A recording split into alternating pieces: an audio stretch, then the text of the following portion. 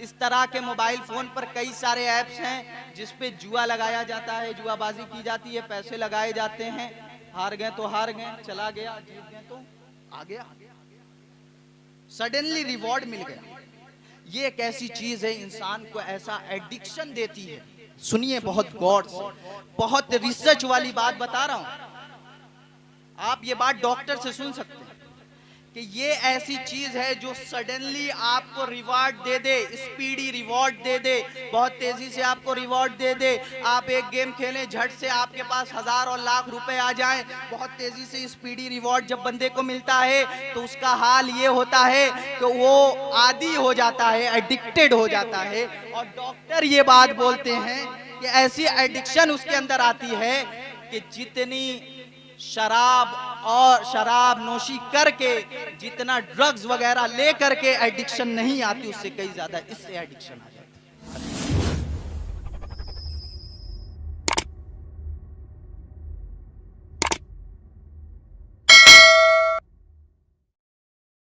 औज़ु बिल्लाहि मिनश शैतानिर रजीम, बिस्मिल्लाहिर रहमानिर रहीम। कुल ला अस्अलुकुम अलैहि अजरन इल्लल मवद्दत फिल कुर्बा वक़ाल नबी अकरम सल्लल्लाहु तआला अलैहि वसल्लम अद्दिबू औलादकुम अला सलासी खिसाल हुब्ब नबियकुम व हुब्ब अहले बैतिही व क़िराअतिल कुरान। सदक़ल्लाहु मौलानाल अज़ीम व बल्लगना रसूलुहुन नबियुल अमीनुल करीम व नहनु अला ज़ालिका लमिनश शाहिदीन वश्शाकिरीन वल्हम्दुलिल्लाहि रब्बिल आलमीन। इन्नल्लाह व मलाइकतहु युसल्लूना अलन नबी या अय्युहल्लज़ीना आमनू सल्लु अलैहि व सल्लिमू तस्लीमा। अल्लाहुम्मा सल्लि अला सय्यिदिना मुहम्मदिन व अला आलि सय्यिदिना व मौलाना मुहम्मदिन व बारिक व सल्लिम सलातु व सलामन अलैका या रसूलल्लाह। सदर मजलिस हज़रत मौलाना मक़सूद अहमद साहब क़ादरी, तशरीफ़ फरमा उलमाए किराम व शुअराए इज़ाम, वाजिबुल एहतराम सामईन किराम, अस्सलामु अलैकुम व रहमतुल्लाहि व बरकातुहू। व अलैकुम अस्सलाम व रहमतुल्लाहि व बरकातुहू।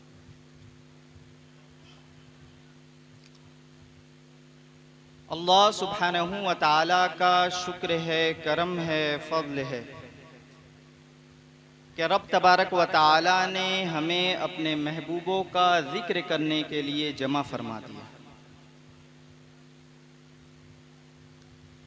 इसलिए कुछ गुफ्तो शुनीद से कब्ल चंद अशार आपके गोशे गुजार करना चाहता हूँ। हज़रत इमाम शाफ़ई अलैहिर्रहमत व रिज़वान फरमाते हैं कि आलुन नबी ज़रियाती वहुम इलैहि वसीलती। आलुन नबी ज़रियाती वहुम इलैहि वसीलती अर्जू बिहिम औता गदन बियदिल यमीन सहीफ़ती। इसका मतलब ये है कि इमाम शाफ़ई अलैहिर्रहमा अइम्मा अरबा में हैं। आप फरमाते हैं कि आलुन नबी, नबी की आल, नबी की आल मेरा वसीला है। नबी की आल मेरा वसीला है, मेरा जरिया है। और फिर आप फरमाते हैं कि अलजू बिहिम होता गदन बियदिल यमीन सहीफती। मुझे उम्मीद है इस बात पर कि कल मैदाने महशर में मेरे नामे अमाल को मेरे दाहिने हाथ में दिया जाएगा, इसलिए कि मेरा वसीला और मेरा जरिया आले रसूल। वाह वाह वाह वाह वाह। मालूम ये चला इमाम शाफ़ई अलैहिर्रहमत व रिज़वान की निगाह में दुनिया में जो रिसोर्स है, जो जरिया है, जो वसीला है, वो नबी की आल है। और वो सब कुछ करने के बाद वो इस बात पर उम्मीद लगाए बैठे हैं कि मैदान महशर में आपके हाथ में, दाहिने हाथ में अगर नामे अमाल दिया जाएगा तो इनके वसीले से दिया जाएगा, किसी और के वसीले से नहीं दिया जाएगा।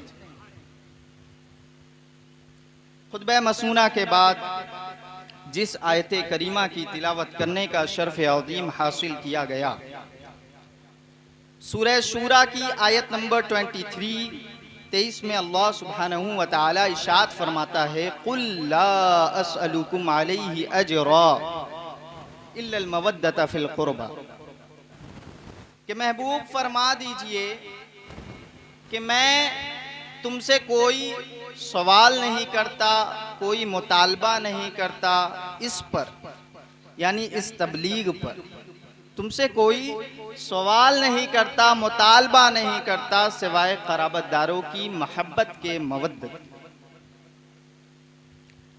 इस आयत करीमा पर जब हम गौर करते हैं, तफसीर को पढ़ते हैं, तो इस आयत करीमा में सबसे पहला जो लफ्ज़ है वो कुल है, जो हमारे निगाहों के सामने आता है और बहुत सारे मानियों मफाहीम के समंदर लेकर के आता है। जब हम लफ्ज़ कुल पर गौर करते हैं तो हमें पता चलता है कि अल्लाह सुब्हानहू व तआला अपने महबूब से कह रहा है कि महबूब फरमा दीजिए, जबकि हम सब ये बात जानते हैं, बखूबी पहचानते और जानते हैं कि अल्लाह सुब्हानहू व तआला इरशाद फरमाता है और नबी करीम सल्लल्लाहु अलैहि वसल्लम अपनी ज़बान अक़दस से उम्मत तक अल्लाह सुब्हानहू व तआला के कलाम को, अहकाम को हम तक पहुँचाते हैं। ये बात तो हम सब जानते हैं, लेकिन इसके बाद भी ऐसी क्या ज़रूरत पड़ी कि अल्लाह सुब्हानहू व तआला ने लफ्ज़ कुल से बात को शुरू की कि महबूब फरमा दीजिए। अल्लाह का कलाम है, ज़बान रिसालत माब सल्लल्लाहु अलैहि वसल्लम से अदा हो रहा है, ये हम सब जानते हैं, लेकिन फिर से ऐड करने का क्या मतलब है? तो इस पे मुफस्सिरीन बयान फरमाते हैं कि अल्लाह सुब्हानहू व तआला लफ्ज़ कुल से बात को शुरू करता है और ये बता रहा है अल्लाह सुब्हानहू व तआला कि मैं, ऐ लोगो, मैं वास्ते रसूल के बगैर तुमसे कलाम नहीं करता,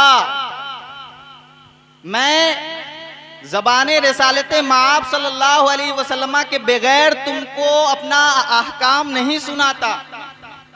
जब मैं खुदा होकर के वास्ते रसूल के बगैर तुम्हें अपना कलाम नहीं सुनाता, तो तुम वास्ते रसूल के बगैर मुझसे कैसे कलाम कर सकते हो, मुझसे कैसे इल्तिजाएं कर सकते हो? मालूम ये चला कि कुल के ज़रिए वसीले नबी और अल्लाह के रसूल सल्लल्लाहु अलैहि वसल्लम के वसीला से दुआ करना और रसूलुल्लाह सल्लल्लाहु अलैहि वसल्लम के वसीले से अल्लाह सुब्हानहू व तआला से इंटरेक्शन कायम करने, ये बताया जा रहा है। दूसरी बात कुल के मुतालिक बयान की गई कि कुल इसलिए भी इरशाद फरमाया जाता है कि ताकि लोगों को ये पता चल जाए कि जो अगला हुक्म आने वाला है वो बड़ा इंपॉर्टेंट हुक्म है, इसलिए एम्फसाइज किया जाता है, जोर दिया जाता है, और इसलिए लफ्ज़ कुल के जरिए बात को शुरू की जाती है। और अल्लाह सुब्हानहू व तआला इरशाद फरमाता है, कुल ए महबूब फरमा दीजिए, ला अस्अलुकुम, मैं तुमसे कोई सवाल नहीं करता, कोई उजरत तलब नहीं करता, कोई मुतालबा नहीं करता। किस पर? इस तबलीग पर। रसूलुल्लाह सल्लल्लाहु अलैहि वसल्लम ने तबलीग की। रसूलुल्लाह सल्लल्लाहु अलैहि वसल्लम ने इंसानों को राह रास्ते पे लाया, सीधे रास्ते की रहनुमाई फरमाई, और इस रास्ते की रहनुमाई करने में रसूलुल्लाह सल्लल्लाहु अलैहि वसल्लम ने जितनी अज़ियतें सही, जितनी मुश्किलात रसूलुल्लाह सल्लल्लाहु अलैहि वसल्लम के रास्ते में आई, कायनात में किसी के आगे इतनी मुश्किल नहीं आई। और अल्लाह के रसूल सल्लल्लाहु अलैहि वसल्लम इसके बाद उम्मत को सिराते मुस्तकीम पर लाते हैं और रब से मिलाते हैं। अब अल्लाह फरमा रहा है, महबूब फरमा दीजिए इस तबलीग पर मैं तुमसे कोई उजरत तलब नहीं करता, कोई मुतालबा नहीं करता। मक्के की वादी में जब आप मुताला करेंगे तो मक्के में अल्लाह के रसूल सल्लल्लाहु अलैहि वसल्लम पे कूड़े फेंके गए। अल्लाह के रसूल सल्लल्लाहु अलैहि वसल्लम को बुरा भला कहा गया, अल्लाह के रसूल सल्लल्लाहु अलैहि वसल्लम को साहिर कहा गया, अल्लाह के रसूल सल्लल्लाहु अलैहि वसल्लम को न जाने कैसे कैसे नाम से मौसूम किया गया। अल्लाह के रसूल सल्लल्लाहु अलैहि वसल्लम के घर का मुहासिरा किया गया। लोग तीर और तलवार लेकर आका करीम सल्लल्लाहु अलैहि वसल्लम के घर का मुहासिरा कर लेते हैं। अल्लाह के रसूल को हिजरत करने पर मजबूर कर दिया जाता है। तरह तरह की परेशानियां, तरह तरह की अजियतें, तरह तरह की तकालीफें अल्लाह के रसूल सल्लल्लाहु अलैहि वसल्लम को दी जाती हैं। इन तमाम चीज़ों पर रहमत आलम सल्लल्लाहु अलैहि वसल्लम ने लोगों से कुछ नहीं मांगा, इसलिए कि रसूलुल्लाह सल्लल्लाहु अलैहि वसल्लम देने आए हैं, अता करने आए हैं। जो अता करने आता है वो मांगता नहीं है। और इस अता करने में रसूलुल्लाह सल्लल्लाहु अलैहि वसल्लम ने जितनी अजियतें सही, जितनी तकालीफें सही, कायनात में किसी को इतनी तकलीफ नहीं हुई और इतनी मुश्किलात उसके रास्ते में नहीं आई। फकत मेरे नबी की जात है जिन्होंने इतनी तकालीफें सही और इस पर किसी से कोई उजरत तलब नहीं। इस पर एक बशरी सवाल ये उठता है कि एक इंसान लोगों को राह रास्ते पे ला रहा है, लोगों को दीन की दावत दे रहा है, लोगों को हलाल हराम की तमीज़ बता रहा है, लोगों को सही और गलत का फ़र्क बता रहा है। इस पर ये शख्स चाहता क्या है, इसका मुतालबा क्या है, ये सवाल हो सकता है। इस ज़िम्ने में दो आयतें पेश कर रहा हूँ मुआवजे के तौर पे कि रसूलुल्लाह सल्लल्लाहु अलैहि वसल्लम के मुतालिक अल्लाह सुब्हानहू व तआला ने एक आयत में इरशाद फरमाया कि कुल इन कुंतुम तुहिब्बून अल्लाह फत्तबिऊनी युहिब्बुकुमुल्लाह। क्या महबूब फरमा दीजिए, यहाँ भी लफ्ज़ कुल से बात को शुरू की गई, क्या महबूब फरमा दीजिए अगर तुम रब से मोहब्बत करते हो फत्तबिऊनी तो तुम मेरी पैरवी करो, मेरी मुताबात इख्तियार करो, युहिब्बुकुमुल्लाह तब अल्लाह की मोहब्बत तुम्हें मिले। यहाँ फायदा किसका है, फायदा किसका है, उम्मत का फायदा है, लोगों का फायदा है। अल्लाह फरमा रहा है महबूब फरमा दो कि ये लोग जो मुझसे मोहब्बत करने का दम भरते हैं इनसे कह दो जब तक ये मेरे नबी की मुताबात इख्तियार नहीं करेंगे, मेरे नबी की पैरवी नहीं करेंगे, उस वक्त तक इन्हें रब की मोहब्बत नहीं मिल सकती, इन्हें रब की मगफिरत नहीं मिल सकती। तो इस आयत करीमा के तनाजुर में हम देखते हैं कि यहाँ फायदा हमारा है। दूसरी आयत करीमा कुल्ला असलुकुम अलैहि अजरन इल्लल मवद्दता फिल कुर्बा, महबूब फरमा दीजिए इस पर मैं तुमसे कोई उजरत तलब नहीं करता, कोई सवाल नहीं करता सिवाय कराबतदारों की मोहब्बत के। यहाँ मोहब्बत करने का जो हुक्म दिया गया यहाँ भी फायदा उम्मत का है, रसूलुल्लाह सल्लल्लाहु अलैहि वसल्लम का नहीं है। रसूलुल्लाह देने आए हैं, इस बात को समझने की जरूरत है। और याद रखिए ये पूरी कड़ी अल्लाह सुब्हानहू व तआला तक जाने के लिए एक कड़ी, एक चैन बताई गई। अल्लाह सुब्हानहू व तआला इरशाद फरमाता है मुझसे मोहब्बत करते हो तो मेरी महबूब की पैरवी करो।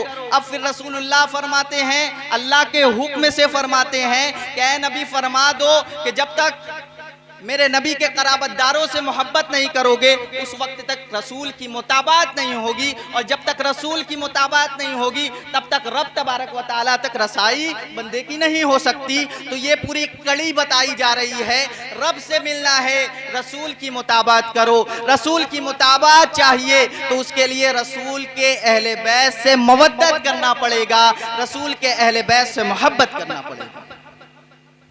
तो इस कड़ी को समझने की जरूरत है।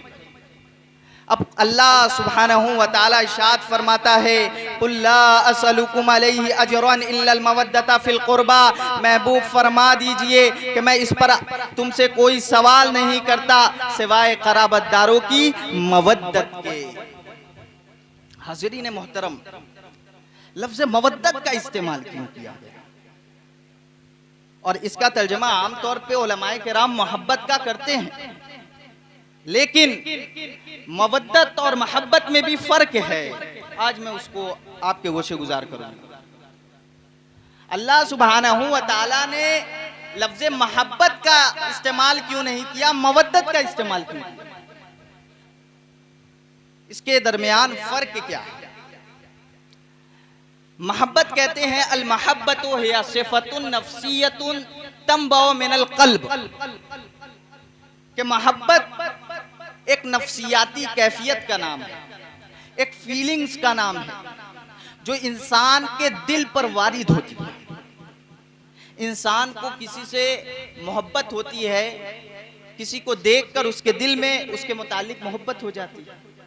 किसी का हुस्न देखकर इंसान को मोहब्बत हो जाती है, किसी की अदाएं देखकर इंसान को मोहब्बत हो जाती है, किसी के रुखसार को देखकर इंसान को मोहब्बत हो जाती है, किसी के आदातो अतवार और उसकी क्वालिटीज को देखकर इंसान को मोहब्बत हो जाती है। तो मोहब्बत जो होती है वो दिल पर वारिद होती है और बंदे को दूसरे बंदे से मोहब्बत हो जाती है। मगर यहाँ लफ्ज़ मोहब्बत का इस्तेमाल नहीं किया गया, बल्कि लफ्ज़ मवद्दत का इस्तेमाल किया गया, जिसका माना ये है अल मवद्दतो हिया सिफतुन अमलियतुन तक़अ बादा वजूदिल महब्बा, कि मवद्दत ये एक अमली सिफत का नाम है, एक अमली क्वालिटी का नाम है। हिया सिफतुन अमलियतुन तक़अ बादा वजूदिल महब्बा, जो मोहब्बत के वजूद के बाद वाक़े होती है। तो इस बात को हमें समझना है कि अल्लाह सुब्हानहू व तआला ने मोहब्बत के बजाय मवद्दत का लफ्ज़ इरशाद फरमाया, यानी लोगों को जो हुक्म दिया गया है मोहब्बत तो करना ही है, मोहब्बत के बाद एक दर्जा दिया गया है और वो है मवद्दत का, जिसका ताल्लुक अमल से है, जिसका ताल्लुक एक्ट से है, अमल से है। और इसका हुक्म रब तबारक व तआला दे रहा है और लोगों पर फर्ज कर दिया गया है कि अहले बैत से मवद्दत करो, अहले बैत से मवद्दत करो। हज़रत अब्बास रज़ियल्लाहु तआला अन्हु से मरवी है कि आप फरमाते हैं कि लम्मा नज़लत हाज़िहिल आया कुल ला असलुकुम अलैहि अजरन इल्लल मवद्दता फिल कुर्बा, जब ये आयत करीमा नाजिल हुई तो सहाबे किराम ने कहा, क़ालू या रसूल अल्लाह सल्लल्लाहु अलैहि वसल्लम मन कराबतु कहा उलाइल लदीना वजबत अलैना मवद्दतु, क्या है या रसूल अल्लाह, वो आपके कौन से कराबतदार हैं जिनकी मोहब्बत और जिनकी मवद्दत हम पर वाजिब कर दी गई। लफ्ज़ सुनिए, इस आयत करीमा के नुज़ूल के बाद सहाबे किराम को पता चल गया कि ये जो हुक्म है ये वाजिब के दर्जे पर है, वाजिब यानी जो फर्ज के करीब है। सहाबे किराम ने इस आयत करीमा के नुज़ूल के बाद समझ लिया कि ये हुक्म उम्मत पर फर्ज कर दिया गया है, और इसीलिए सहाबे किराम का लफ्ज़ ये है कि सहाबे किराम पूछते हैं या रसूल अल्लाह सल्लल्लाहु अलैहि वसल्लम, वो आपके कौन से कराबतदार हैं जिनकी मोहब्बत हम पर फर्ज कर दी गई है, वाजिब कर दी गई है। आका करीम सल्लल्लाहु ताला अलैहि वसल्लम इरशाद फरमाते हैं, क़ाला अली व फातिमा व इब्नाहुमा, अली और फातिमा और उनके दोनों बेटों की मोहब्बत तुम पर वाजिब कर दी गई है, तुम पर फर्ज कर दी गई है, तुम पर मैंडेटरी कर दी गई है, तुम पर कंपल्सरी कर दी गई। तो अहले बैत की मोहब्बत फर्ज है, और अगर आप इनकी मोहब्बत से कॉम्प्रोमाइज कर लेते हैं तो फिर आपके पास कुछ नहीं बचा।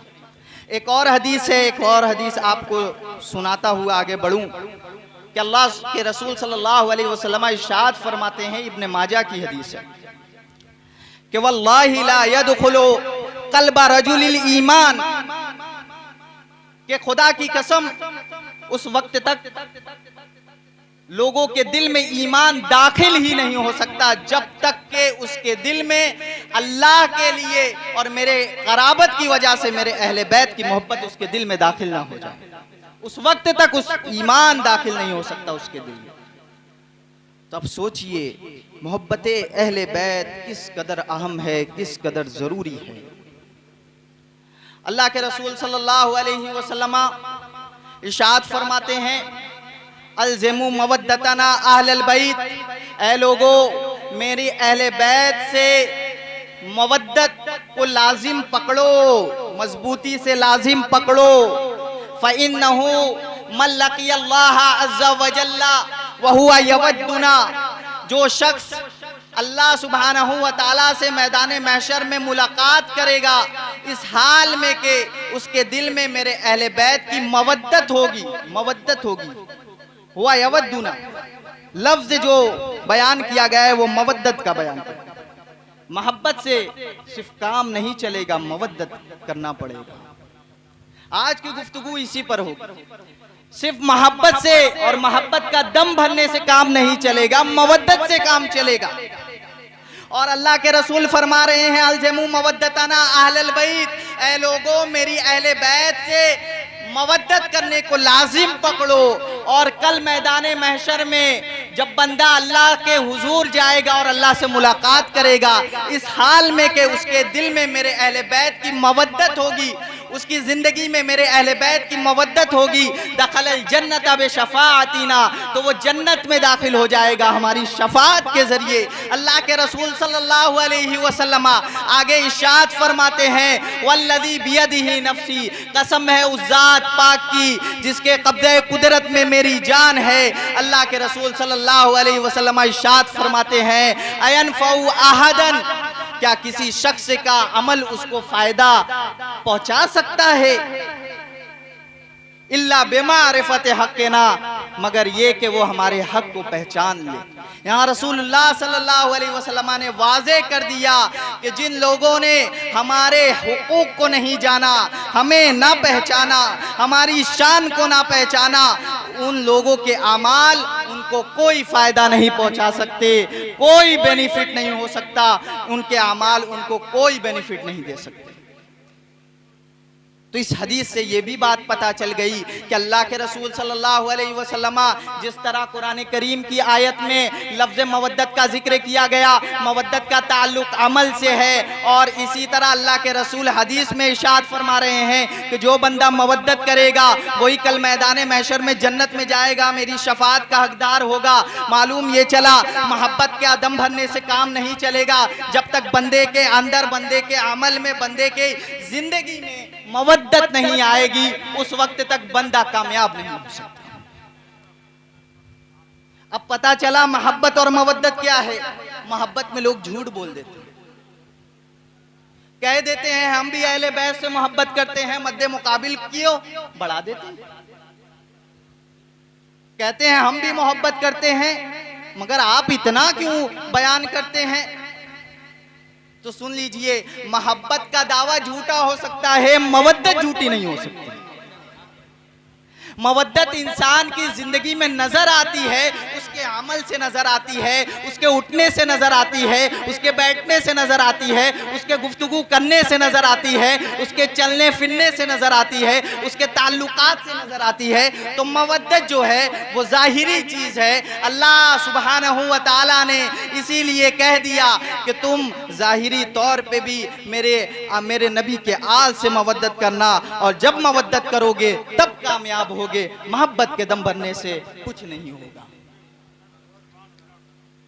नबी करीम सल्लल्लाहु अलैहि वसल्लम की जिंदगी को देखते हैं कि किस तरह रसूल गिरामी कदर सल्लल्लाहु अलैहि वसल्लम ने अपनी जिंदगी में अपने इन नवासों और अपने अहले बैत से जिस तरह मवद्दत की और मवद्दत करने का ढंग सिखलाया। आइए देखते हैं, हल्की फुल्की झलक देखते हैं।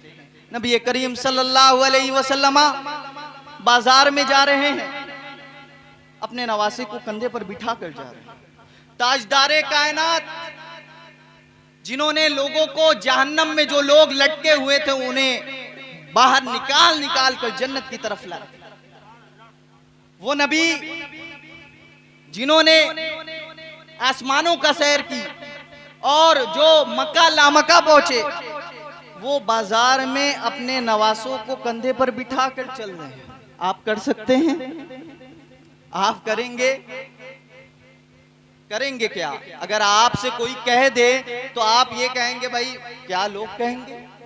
क्या रसूलुल्लाह सल्लल्लाहु अलैहि वसल्लम के दिल में ये बात नहीं आई? नहीं, रसूलुल्लाह सल्लल्लाहु अलैहि वसल्लम उम्मत को तालीम फरमा रहे थे कि मवद्दत कहते किसको? हाय, मवद्दत कहते किसको है? और फिर जब आगे बढ़िए, रसूलुल्लाह सल्लल्लाहु अलैहि वसल्लम इमाम हसन को सवार करके जा रहे हैं बाजार में। कोई शख्स, कोई साहबी रसूल कहते हैं या रसूलुल्लाह सल्लल्लाहु अलैहि वसल्लम सवारी कितनी अच्छी है। तो नबी करीम सल्लल्लाहु अलैहि वसल्लम का जवाब सुनिए। आप फरमाते हैं ये देखो कि सवार। मालूम ये चला नबी करीम सल्लल्लाहु अलैहि वसल्लम अपने बच्चों की अहमियत, अपने बच्चों की शान लोगों को बता रहे हैं और मवद्दत कर रहे हैं। अब आइए कुछ और भी देख लेते हैं। नबी करीम सल्लल्लाहु अलैहि वसल्लम को तरह तरह की तकलीफ दी गई, सब कुछ हुआ। क्या नबी की आंखों से आंसू निकले? मक्के की वादी में कूड़े फेंके गए, पत्थर फेंके गए, आपकी पीठ मुबारक पर ऐन हालत नमाज में ऊंट की ओट और ओजड़ियां डाल दी गई। क्या रसूलुल्लाह सल्लल्लाहु अलैहि वसल्लम की आंखें अश्के बार हुई? आगे बढ़िए, नबी करीम सल्लल्लाहु अलैहि वसल्लम के घर का मुहासिरा किया गया। नबी करीम सल्लल्लाहु अलैहि वसल्लम हिजरत कर गए। नबी करीम सल्लल्लाहु अलैहि वसल्लम ताइफ की वादी भी गए और ताइफ की वादी में नबी करीम सल्लल्लाहु अलैहि वसल्लम पे पत्थर बरसाए गए। आपकी जूती मुबारक लहूलुहान हो गई, जूती मुबारक खून से लबरेज हो गई, आपका जिस्म खून से लहूलुहान हो गया। क्या नबी करीम सल्लल्लाहु अलैहि वसल्लम की आंखों में आंसू थे? लेकिन मोहतरम बुजुर्गों और भाइयों और दोस्तों, सुन लो कि जब जब मैदाने करबो बला का जिक्र हुआ है, जब जब जिक्र हुआ है, चाहे हज़रत उम्मे सलमा की रिवायत हो, चाहे हज़रत उम्मुल मुमिनीन आयशा सिद्दीका की रिवायत हो, जितनी रिवायात को पढ़ा जाता है, हर रिवायात में रसूलुल्लाह सल्लल्लाहु अलैहि वसल्लम के सामने जब फरिश्ता आता है और मैदाने करबो बला का जिक्र करता है, हर बार रसूलुल्लाह सल्लल्लाहु अलैहि वसल्लम की आंखें अश्केबार थी। ये है मवद्दत, ये है मवद्दत। मवद्दत का मामला ऐसा है कि दिल के साथ आपका जाहिर भी इस बात की गवाही दे कि आप नबी करीम सल्लल्लाहु अलैहि वसल्लम के नवासों से मवद्दत करते हैं, मोहब्बत करते हैं। इसी तरह अल्लाह के रसूल सल्लल्लाहु अलैहि वसल्लम ने ज़बानें चूसाई। रसूलुल्लाह सल्लल्लाहु अलैहि वसल्लम सजदे में अपनी पीठ पर हसन और हुसैन आकर सवार हो जाते हैं, सजदा तूल कर देते हैं, लंबा कर देते हैं। इस तरह आप रसूलुल्लाह सल्लल्लाहु अलैहि वसल्लम की ज़िंदगी को पढ़ेंगे तो रसूलुल्लाह सल्लल्लाहु अलैहि वसल्लम ऐन हालत खुतबा को छोड़ करके, अल्लाह के रसूल खुतबा छोड़कर अपने नवासों को उठाकर मिंबर पर बिठाते थे। ये है मवद्दत। मवद्दत को समझना है। अब आगे बढ़िए, साहबे किराम ने किस तरह मवद्दत की। सिद्दीक़ अकबर रज़ियल्लाहु ताला अन्हु खलीफतुल मुस्लिमीन, उनके दौर को जब पढ़ा जाता है तो उनके दौर में हम देखते हैं कि सैयदुना सिद्दीक़ अकबर रज़ियल्लाहु ताला अन्हु आप असर की नमाज पढ़ के मौला अली करमल्लाहु वजहुल करीम के साथ निकलते हैं। देखते हैं इमाम हसन मौजूद हैं, बच्चों के साथ खेल रहे हैं। आपने भी अल्लाह के रसूल सल्लल्लाहु अलैहि वसल्लम की मवद्दत वाली सुन्नत पर अमल किया और इमाम हसन को उठाते हैं, अपने कंधे पर बिठाते हैं और ये लफ्ज़ इरशाद फरमाते हैं, बे अभी शबीहुम बिन नबी लैसा शबीहुम बि अली। ऐ इमाम हसन, आप तो रसूलुल्लाह से मुशाबहत रखते हैं, अली से मुशाबे नहीं। आपने मवद्दत करके दिखाया, अमल करके दिखाया, आपका अमल गवाही देना चाहिए। इसी तरह आप आगे बढ़िए, हज़रत उमर बिन खत्ताब रज़ियल्लाहु ताला अन्हु अमीरुल मुमिनीन के दौर को पढ़िए तो आपको नजर आएगा कि किस तरह से आपने मवद्दत की। एक बात और ऐड करना चाहता हूं, मैंने जितनी तहकीक की ये बात मेरे जहन में आई कि मवद्दत जो है ना, हर दौर के तकाजे के हिसाब से मवद्दत करना। इस बात को समझिए, हर दौर के तकाजे के हिसाब से मवद्दत करना। सिद्दीक़ अकबर का जमाना जो था वो बड़ा अच्छा जमाना था। आपने जो मवद्दत का अंदाज अपनाया वो बिल्कुल हूबहू रसूलुल्लाह सल्लल्लाहु अलैहि वसल्लम के अमल के मुआफिक बिल्कुल उसी तरह मवद्दत।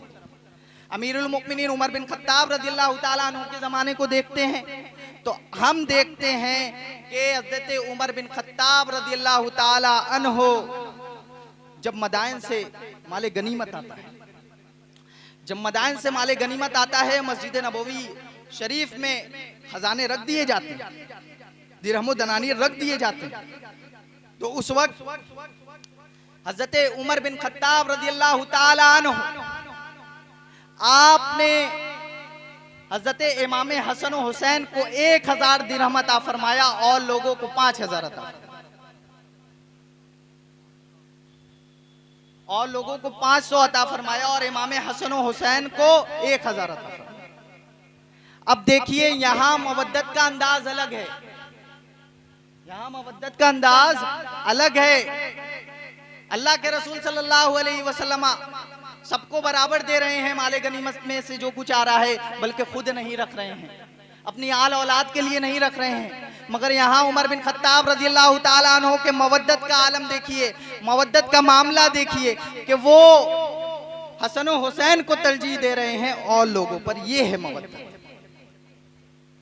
जब आपके बेटे अब्दुल्ला बिन उमर रज़ियल्लाहु ताला अन्हु इस मामले में दरियाफ्त करते हैं, पूछते हैं अब्बा जान हम तो आपके साथ गज़वात में शामिल हुए और उस वक्त हसन और हुसैन छोटे थे, गज़वात में भी नहीं जाते थे, इसके बावजूद भी हमें आप कम दे रहे हैं। जब ये बात आपके बेटे कहते हैं, अमीरुल मुमिनीन जलाल में आ जाते हैं और कहते हैं तुम किनसे मुआजना कर रहे हो? क्या तुम्हारे बाप उनके बाप की तरह हैं? क्या तुम्हारी माँ उनकी माँ की तरह है? क्या तुम्हारे नाना उनके नाना की तरह है? क्या तुम्हारी दादी उनकी दादी की तरह है?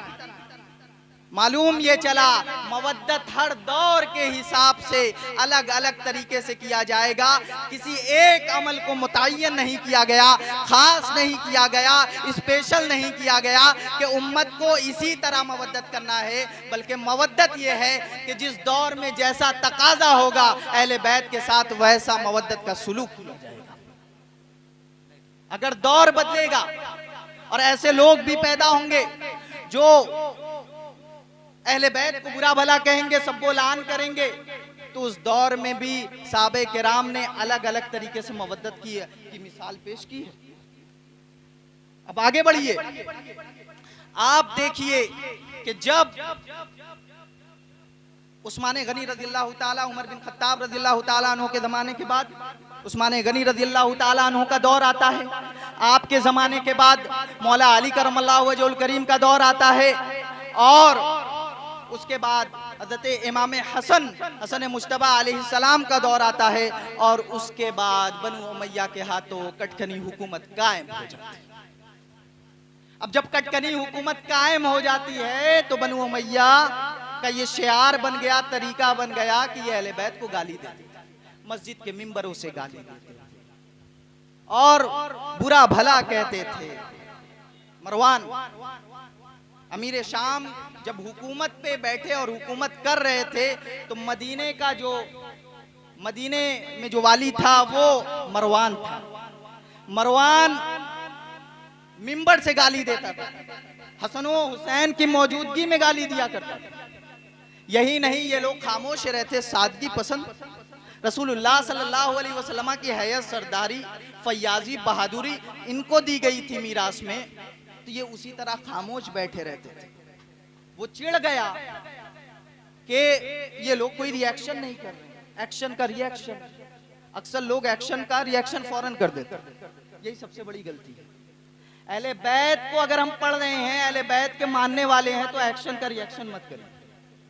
कोई आपको बुरा कह दे तो फौरन आप गाली देने ना चले जाए, कोई आपके साथ गलत काम कर दे फौरन आप उसका बदला ना ले, रिवेंज ना ले। ये इस्लाम की तालीमात नहीं है, और हसन और हुसैन ने इस्लाम की सही तस्वीर पेश की। जबकि उस दौर में बनु उमैया ने जब मालो सरवत उनके पास आया तो कैसर और किसरा की तरह इनके शौक हो गए और ऐशो अय्याशी में बैतुल माल के पैसों को उड़ाया जाने लगा। यही थी मुलूकियत, कट खाने वाली हुकूमत। तो जिस वक्त बनु उमैया अहले बैत को गाली दे रहे थे तो उस वक्त बड़े साहबे किराम ने मवद्दत की मिसाल पेश की। एक ताबई, जलीलुल कद्र ताबई, हज़रत यहया रज़ियल्लाहु ताला अन्हु, आप ऐसे जलीलुल कद्र ताबई हैं, आपका एहसान पूरी उम्मत पर है। वो इसलिए पूरी उम्मत पर है कि कुरान शरीफ में जो हुरूफ के नीचे और ऊपर जो नुक्ते आप देखते हैं, बे के नीचे एक नुक्ता, ते के ऊपर दो नुक्ता, इस तरह जितने नुक्ते आप देखते हैं ये इन्हीं का एहसान है। इससे पहले कुरान करीम के हुरूफ में नुक्ते नहीं लगाए जाते थे, लेकिन ये जलीलुल कद्र ताबई का उम्मत पर एहसान है कि इन्होंने कुरान करीम में नुक्ता लगाया।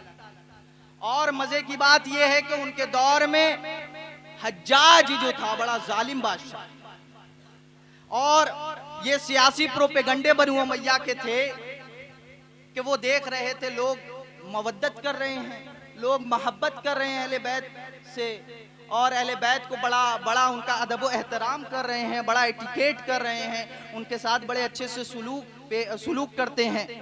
ये सब कुछ देखते थे तो इनको बड़ी चिड़न होती थी, इनको बड़ी चिड़न होती थी।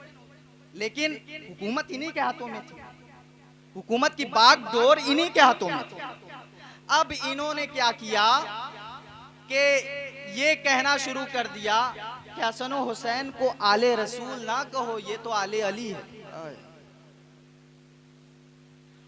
हसन और हुसैन को जुर्रियत रसूल ना कहो और आले रसूल ना कहो, बल्कि ये तो आले अली हैं। इस तरह के प्रोपेगंडे शुरू किए, हथकंडे अपनाए। और हज्जाज जालिम बादशाह, बड़े बड़े उलमा जब हसन हुसैन को जुर्रियत रसूल कहते थे, आले रसूल कहते थे, तो वो ज़जरो तौबीक करता था, डांटता था और धमकी देता था कि अगर तुम ऐसा करोगे तो हम तुम्हारे साथ बड़ा बुरा सुलूक। एक मर्तबा क्या होता है, जलीलुल कद्र ताबई हज़रत यहया रज़ियल्लाहु ताला अन्हु, आप भी आले रसूल कहते हैं हसन हुसैन। तब हज्जाज कहता है कि ये तो आले अली हैं, आले रसूल आप क्यों कह रहे हैं? अब हजरत यहया रज़ियल्लाहु ताला अन्हु जबरदस्त जवाब देते हैं, और वो जवाब ये होता है, सूरह अनाम में इसके मुताल्लिक आयत करीमा है कि हजरत यहया रज़ियल्लाहु ताला अन्हु जवाब देते हैं, उन आयात का जिक्र करते हैं जिसमें अल्लाह सुब्हानहू व तआला ने हज़रत ईसा अलैहिस्सलातु वस्सलाम को इब्राहिम अलैहिस्सलाम की ज़ुर्रियत में शुमार किया है। तो इस आयत को पेश करते हैं और कहते हैं कि ईसा अलैहिस्सलातु वस्सलाम कितनी ज़ुर्रियत के बाद हज़रत इब्राहिम अलैहिस्सलाम के नवासे हैं, कितनी ज़ुर्रियत के बाद हज़रत इब्राहिम अलैहिस्सलाम के नवासे हैं, और अल्लाह सुब्हानहू व तआला ने इन्हें ज़ुर्रियत इब्राहिम कहा है कुरान में। तो फिर हज़रत इमाम हसन व हुसैन तो हुजूर रहमत आलम सल्लल्लाहु अलैहि वसल्लम के खासुल खास नवासे हैं, तो फिर हम क्यों कर उन्हें ज़ुर्रियत रसूल ना कहें, आले रसूल ना कहें? इस तरह की इल्मी गुफ्तगू करके मवद्दत का सबूत पेश किया, अमल पेश किया, जान नहीं देखी। हज्जाज बड़ा जालिम था, कुछ भी कर सकता था, आल औलाद को उनके मार सकता था, उनको भी मार सकता था, लेकिन उन्होंने इसकी फिक्र नहीं की, बल्कि मवद्दत की मिसाल पेश की। मवद्दत का ताल्लुक है सिफ़तुन अमलिया, इसका ताल्लुक अमल से है, और अमल करके हर दौर में जैसा दौर में तकाजा था उस दौर के हिसाब से लोगों ने मवद्दत करके दिखाई। तो उम्मत पर यह फर्ज कर दिया गया है कि अहले बैत से मवद्दत करो, मोहब्बत का इकरार करने से काम नहीं चलेगा, मवद्दत करो। आज ऐसा भी दौर आया कि मद्दे मुकाबिल को बढ़ाया चढ़ाया गया, लकीरें लंबी की गई। याद रखिए, अब हमारी जिम्मेदारी ये है कि हम मोहब्बत का नाम बढ़ते हैं तो मवद्दत कीजिए। मवद्दत इस तरह करेंगे कि उन लकीरों को मिटा दीजिए, उनकी जबानों को खींच लीजिए, इस तरह खींचिए कि आयत मवद्दत को पेश कीजिए, कुरान की आयत को पेश कीजिए, हदीस रसूल सुनाइए, हदीस के जखीरे को पढ़िए और सुनाकर दलीलें दे देकर इनकी बोलियों को बंद कर। इस दौर की यही जरूरत है। हम उनकी तरह उनका जवाब नहीं देंगे, वो मुंह लगने वाले लोग हैं। हम हसन हुसैन के मानने वाले हैं। मरवान मिंबर से गाली दे रहा है, हसन हुसैन खामोश है, रिएक्ट नहीं कर रहे हैं, एक्शन का रिएक्शन नहीं कर रहे हैं। हम हसन हुसैन वाले हैं, तो फिर हम खामोशी से जवाब देंगे और वो जवाब कुरान की सूरत में होगा, हदीस रसूल की सूरत में। बेशक बेशक, सुभान अल्लाह सुभान अल्लाह। तो पढ़िए लिखिए, ये जरूरी है। हर दौर का तकाजा है और हर दौर में बड़े बड़े अकाबिरीन ने जैसे दौर की जरूरत थी अहले बैत से मवद्दत करके दिखाई है। जान लो कि उम्मत पर मवद्दत को फर्ज कर दिया गया है। अगर मवद्दत नहीं करोगे, अल्लाह के रसूल सल्लल्लाहु अलैहि वसल्लम इरशाद फरमाते हैं कि जो शख्स मेरे अहले बैत से मवद्दत नहीं करेगा, जान ले के कयामत में उसको मेरी शफाअत नहीं मिलेगी और जान ले के उसका अमल उसको फायदा नहीं पहुंचा सकता, बेनिफिट नहीं दे सकता। इस कड़ी को समझना पड़ेगा। रब तक रसाई करना है तो फिर नबी तक पहुंचना है। नबी तक पहुंचने के लिए अहले बैत के पास जाना पड़ेगा, उनके दामन को थामना पड़ेगा, तब जिंदगी बीतेगी, तब कामयाब होंगे, तब रब तक रसाई होगी। और इसके लिए जरूरी है कि हमें अपने अमल को बदलना पड़ेगा। अब एक बात इल्मी हो गई, इस दौर का तकाजा अमल से भी है। मवद्दत का इजहार आपकी अपनी जिंदगी, आपका अपना अमल सबूत पेश करे, आपका चलना पेश करे कि तुम हसनी हो, आपका उठना ये बोले कि तुम हुसैनी हो, आपकी गुफ्तगू ये बोले कि तुम हुसैनी हो, आपकी हक की तरफ रवा दवा होना ये बोले कि तुम हैदरी हो। लेकिन अगर तुम इस तरह जिंदगी को नहीं गुजारते तो जान लो कि तुमने मवद्दत नहीं की और सिर्फ मवद्दत का इकरार किया है। इकरारुम बिल लिसान बड़ा आसान है, व तस्दीकुम बिल क़ल्ब बड़ा मुश्किल है। उसके लिए जरूरत इस अम्र की है कि अमल किया जाए, मजहर हो जाया जाए, तब काम बने। मुझसे कुछ और भी फरमाइश की गई है, उस पर भी थोड़ी सी मैं गुफ्तगू कर देता हूँ, रोशनी डाल देता हूँ। और ये फरमाइश की गई कि आज एक बड़ा तबका हमारे सोसाइटी का, हमारे नौजवान वो होते हैं जिनके हाथों पे सोसाइटी की बागडोर होती है, उनके मुस्तकबिल का अहम तरीन फरीजा उनके सरों पे, उनके कंधों पर। इस जिम्मेदारी को समझना पड़ेगा। हमारी नौजवान, हमारे यंगस्टर, हमारे यूथ, एक बड़ा तबका आज जुआबाजी में मुब्तला है, गैम्बलिंग में मुब्तला है। 3 पत्ती, बिग कैश, ऐसे कई हजारों नाम हैं सॉफ्टवेयर्स के जो मोबाइल फोन में लग करके जुआबाजी कर रहे हैं। आइए कुरान का ऐलान सुनाता हूं, मैं कौन हूं। कुरान में सूरह मायदा की आयत नंबर 90 में अल्लाह सुब्हानहू व तआला इरशाद फरमाता है, या अय्युहल्लज़ीना आमनू इन्नमल खम्रु वल मैसिरु वल अंसाबु वल अज़लामु रिजसुम मिन अमलिश शैतान फज्तनिबूहु लअल्लकुम तुफ्लिहून। अल्लाह सुब्हानहू व तआला इरशाद फरमाता है, ईमान वालो, इन्नमल खम्रु जुआ और वल मैसिर और बुत के पास नसब शुदा पत्थर, फाल के तीर, ये सब कुछ रिजसुम मिन अमल शैतान, रिज से हैं, शैतानी अमल, ये सब कुछ हराम है। आगे अल्लाह सुब्हानहू व तआला इरशाद फरमाता है, फज्तनिबूहु, ऐ ईमान वालो, तुम भी इसमें पढ़ सकते हो, सिर्फ काफिर नहीं पढ़ेंगे, तुम्हारे बच्चे भी पढ़ सकते हैं। इसलिए ईमान वालों को मुखातिब किया गया है और खास तौर पे मुखातिब किया गया है। और बाद में अल्लाह फरमा रहा है, फज्तनिबूहु, इससे बचते रहना, अपने आप को, अपने दामन को बचाते रहना, कहीं इसमें पड़ जाओगे कामयाब नहीं हो सकते। अल्लाह ने कामयाबी का पता पता बता दिया, फजतनिबूहु, जब तुम इससे बचोगे, लअल्लकुम तुफलिहून, तब तुम कामयाब होगे, और अगर तुम इससे बचे नहीं तो तुम कामयाब नहीं हो सकते। अगरचे तुम चंद वक्तों के लिए 1000 लाख रुपए के मालिक हो जाओ, मगर कामयाबी नहीं हासिल हो सकती। ये कामयाबी नहीं है कि तुम्हारे पास पैसों का जखीरा हो जाए, ये कामयाबी नहीं है, बल्कि तुमने अपने आप को बर्बाद कर दिया। और ये एक ऐसी चीज है कि इस दलदल में हमारे नौजवान फंसे, इस कुएं में बराबर गिर रहे हैं, इस तारीख कुएं में गिर रहे हैं, और उनको समझ भी नहीं आ रहा है कि हम निकल नहीं पाएंगे। अब इस आयत करीमा में एक और नुक्ता मैं आपके गोशे गुजार करना चाहता हूं, और वो नुक्ता ये है कि ये सारे अमल क्या हैं, रिज से हैं। कुरान करीम की दूसरी आयत अल्लाह सुब्हानहू व तआला इरशाद फरमाता है, इन्नमा युरीदुल्लाहु लियुज़हिबा अन्कुम रिज्सा अहलल बैति व युतहिराकुम तत्हीरा।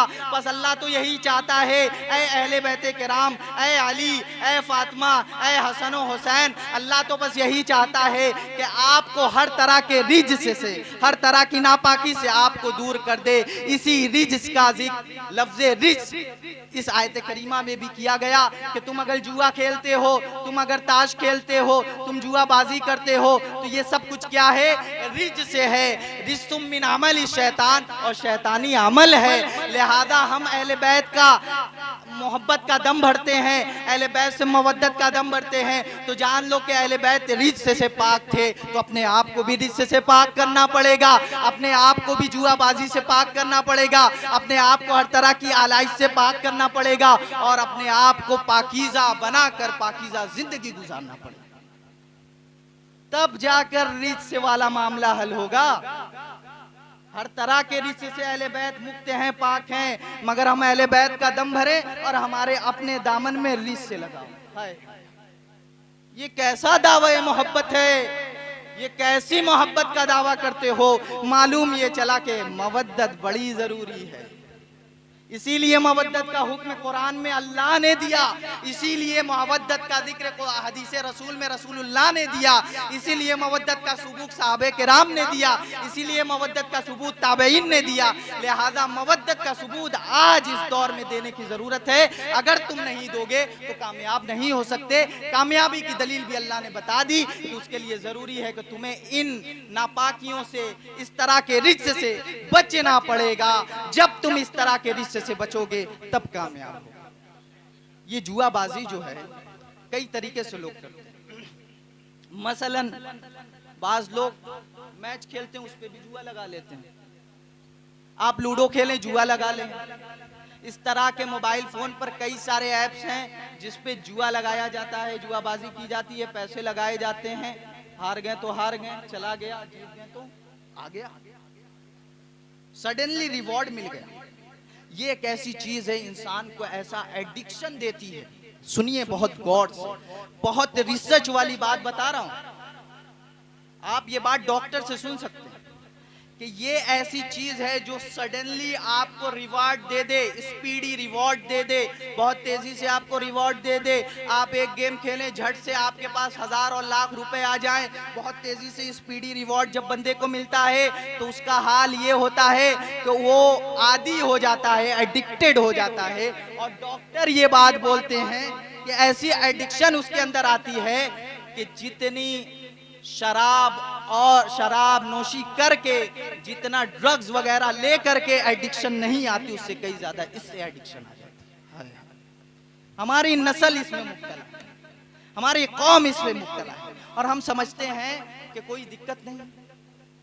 अब मजीद और आगे सुनिए, ये जो मोबाइल फोन पर हम ये सब कुछ कर रहे हैं, ये क्या हो गया है, बड़ा इजी टू एक्सेस है, यानी आराम से हम एक्सेस कर लेते हैं, आराम से हम गेम खेल लेते हैं।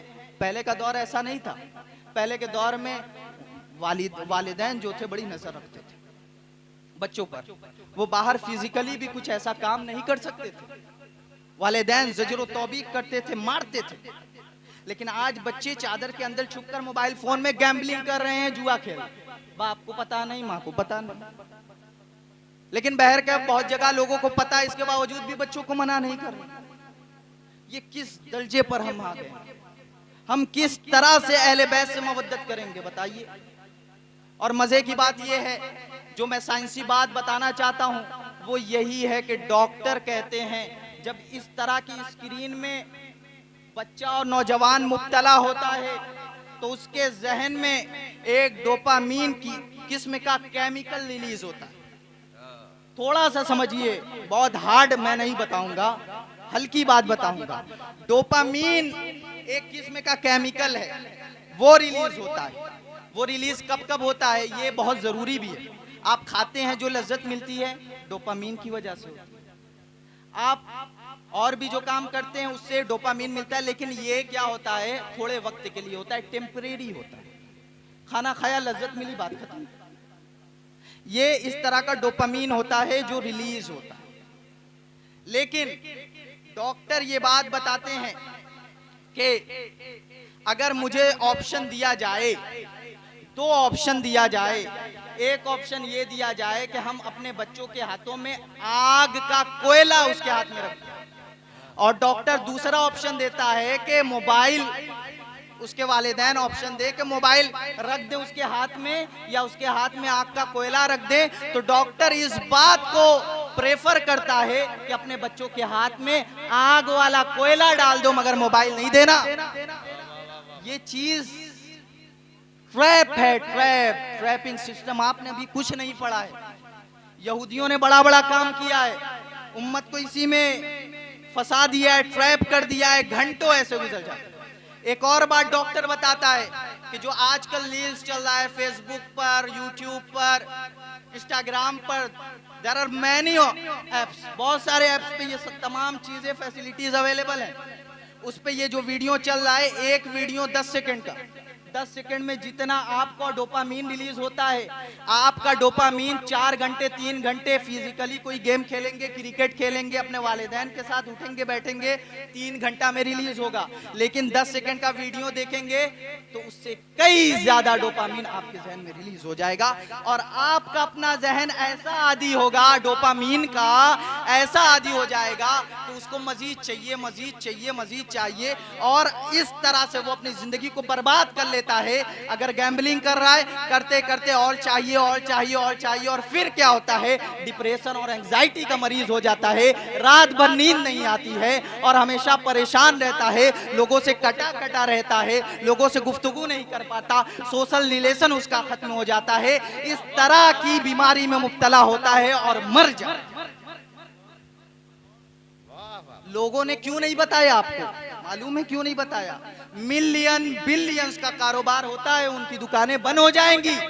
जो बड़ी बड़ी गाड़ियां में, फेरारीज में चलते हैं, एयर कंडीशनर रूम में बैठते हैं, उनका उठना बैठना लाइफ स्टाइल खत्म हो जाएगी। इसलिए तुमको नहीं बताया जाता और हमारी नौजवान नस्लें इसमें मुब्तला होकर गारत हो रही। इसको समझने की जरूरत है। डोपामीन का जो रिलीज होना है ये एक हद तक होना चाहिए, मगर ये बहुत ज्यादा जाएगा तो तुम बर्बाद हो सकते हो। एक सिगरेट, डॉक्टर बताते हैं एक सिगरेट जितना डोपामीन रिलीज करती है ये भी डोपामीन रिलीज करती है, जितनी नशे की चीज है ये भी डोपामीन रिलीज करती है। इसमें भी लज्जत आती है आदमी को, तो ये डोपामीन रिलीज करती है, लेकिन इससे कई ज्यादा मोबाइल फोन डोपामीन रिलीज करता है। ये मोबाइल फोन डोपामीन रिलीज करता है। सोचिए किस कदर खतरनाक है। थोड़ी सी और बात करके मैं अपनी गुफ्तगू को खत्म करता हूं। एक और भी केमिकल आता है और उस केमिकल का नाम है ऑक्सीटॉक्सिन। ये केमिकल दायमी हैप्पीनेस देता है, खुशी देता है। ऑक्सीटॉक्सिन खुशी देता है, मसरत दायमी देता है, वक्ती लज्जत नहीं।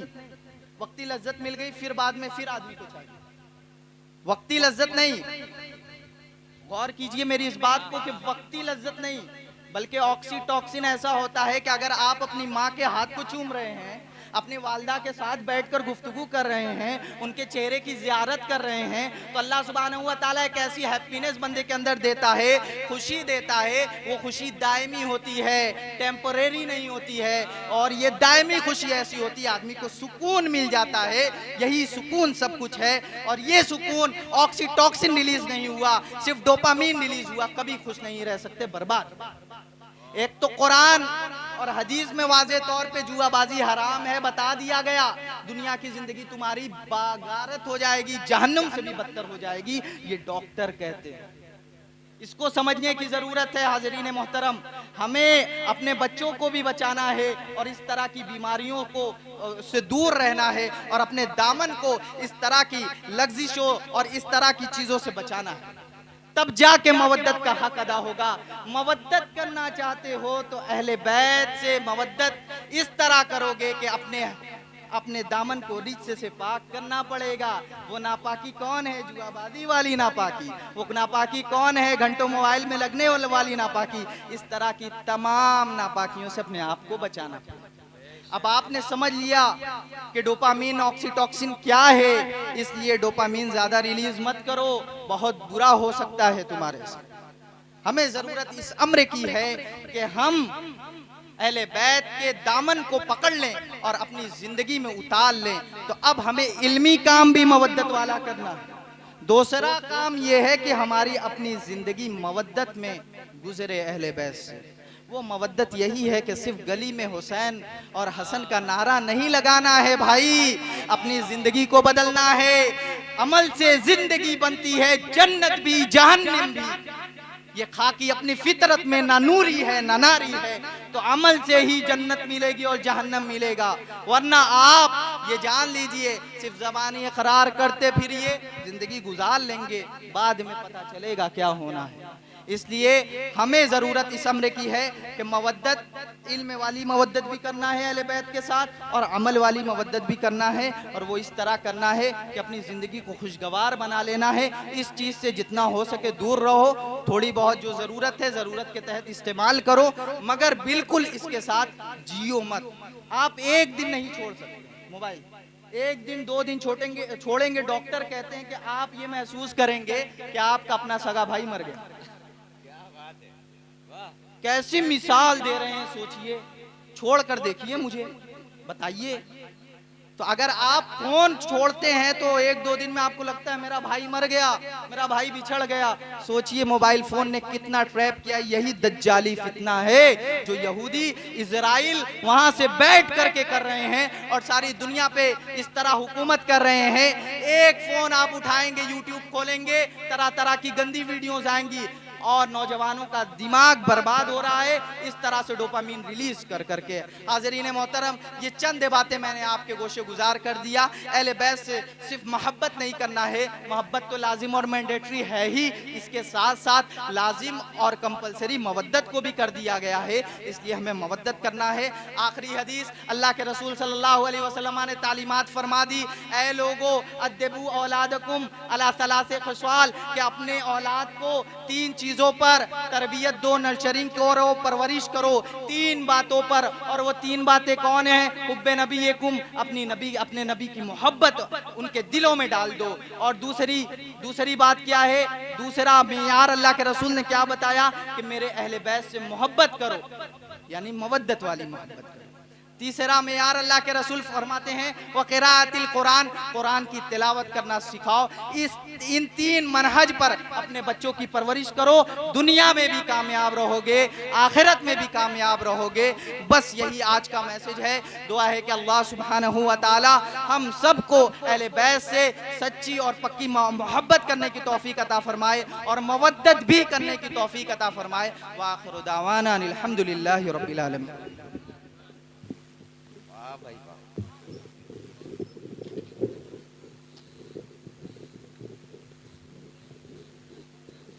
हजरत मौलाना कौसर जमाल साहब, यकीनन अब स्टेजों से ऐसी तकारीर की ज़रूरत भी है कि हम वाक़अतन सिर्फ कौली हुसैनी ना बने, बल्कि अमल से, हमारे किरदार से भी हुसैनियत छलके कि बेखौफ हैं गुनाह के रास्ते से लौटकर, बेखौफ हैं गुनाह के रास्ते से लौटकर, फितरत बदल ना पाए हैं काबे से लौटकर। बेखौफ हैं गुनाह के रास्ते से लौटकर, फितरत बदल ना पाए हैं काबे से लौटकर। और किसको पड़ेगा फर्क तुम्हारी वफात से, हंसते हैं लोग अब तो जनाजे से लौटकर, हंसते हैं लोग अब तो जनाजे से लौटकर।